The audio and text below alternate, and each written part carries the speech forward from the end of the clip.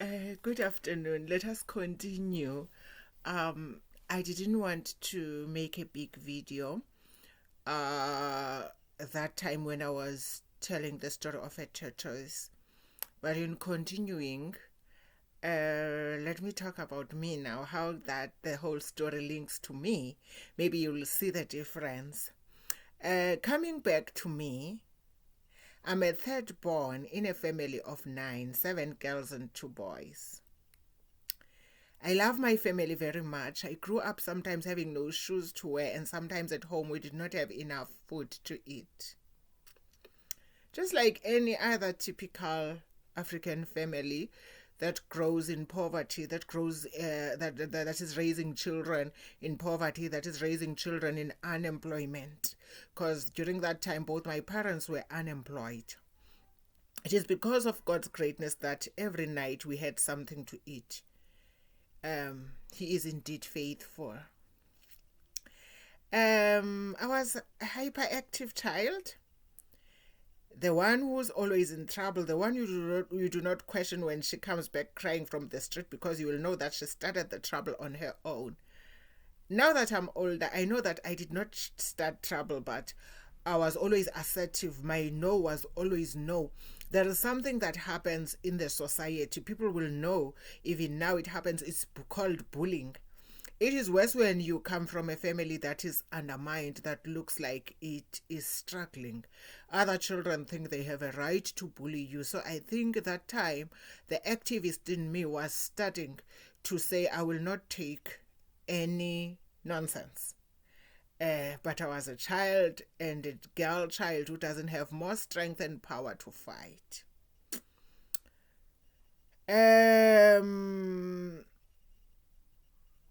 We learned the value of sharing because we didn't have much. Because if we had a small slice of bread, we had to share it amongst us all.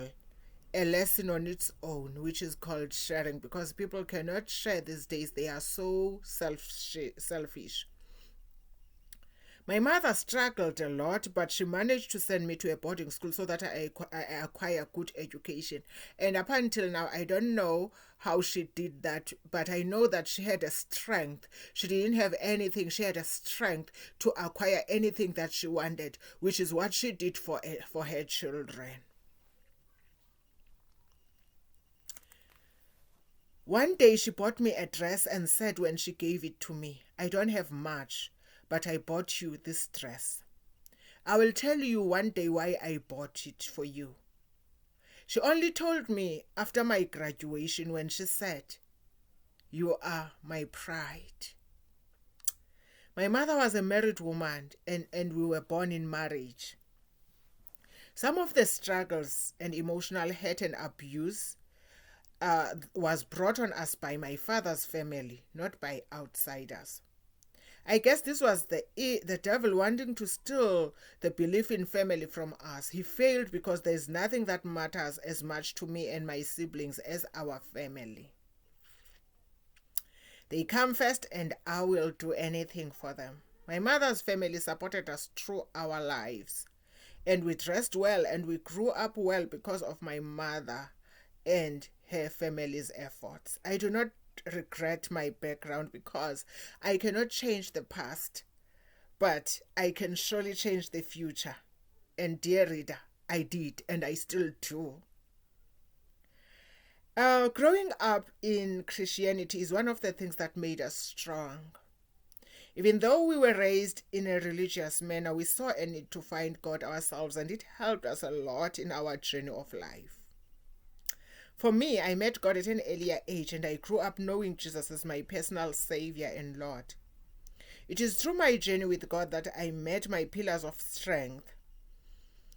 Sayada, Sis Ayanda, my late friend Cindy, Sis Monza, Sis Daisy, whom you will hear about through the journey. I have learned in life the importance of knowing yourself. If you don't know yourself, people will tell you who you are according to the version of who they think you are and who they wish you to be, which might be destructive if you are not sure, because sometimes people will feed you information about you just to break your spirit or to break your self-esteem. Know yourself. Know your boundaries. I'm not saying give yourself credit where it is not due, but I say self-knowledge is important, and you can lie to other people, but don't lie to yourself about who you are, so that you are able to develop where you can. It is very important to know our strengths, and it is also very important to know our weaknesses. In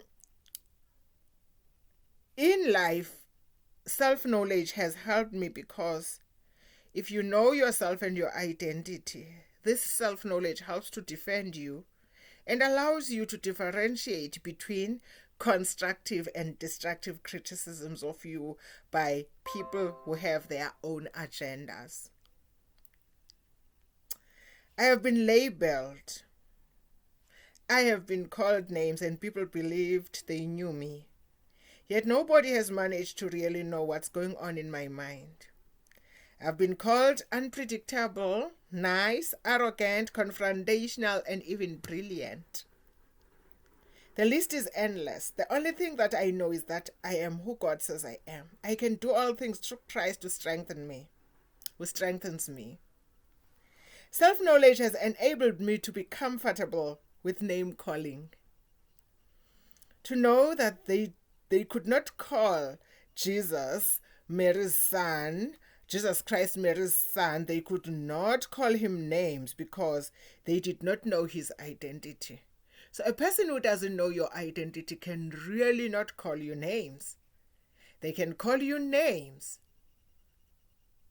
but you are able to identify and say, this is not me that they are referring to. Which is what I did at the age of 6. When one of my paternal aunts told my father that he was a rubbish and he will give birth to pieces of rubbish who didn't have a future, which I mentioned in earlier videos, I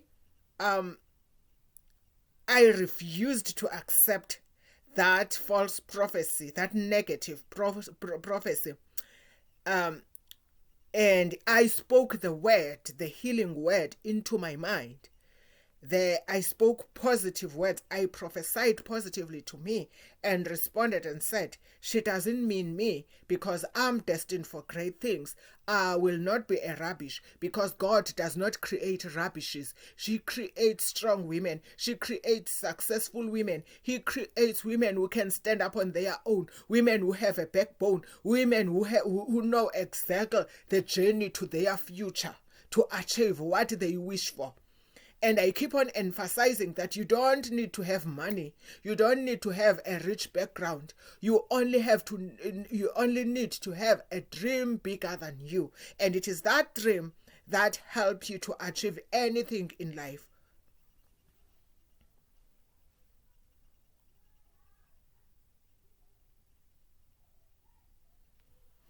So, as I closed, I would like to say to you, woman, people can call you names, but always say, I am who God says I am.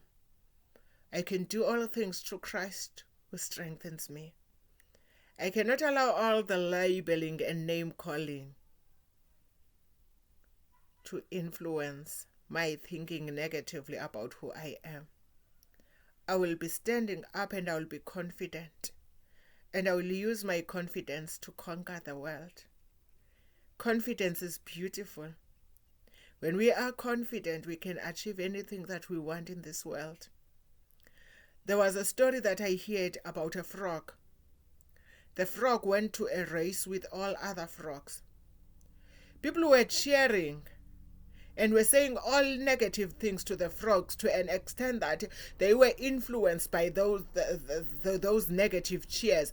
As a result, they were losing the race because they would let the negative